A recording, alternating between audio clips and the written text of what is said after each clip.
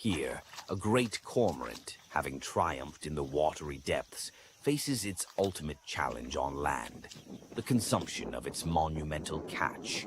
The fish, a creature of such remarkable girth, presents an almost insurmountable obstacle. Watch as our avian protagonist attempts the delicate art of reorientation, a perilous flip of prey, a veritable ballet of beak and scale. Each maneuver is a testament to its culinary desperation. The struggle is profound. The bird's neck elongates in a heroic, almost theatrical effort. It is a moment of profound esophageal acrobatics, akin to a small, feathered submarine attempting to ingest a torpedo. With a final Herculean gulp, the Leviathan disappears. Our cormorant stands, a testament to gastric ambition, its form momentarily rearranged by the sheer audacity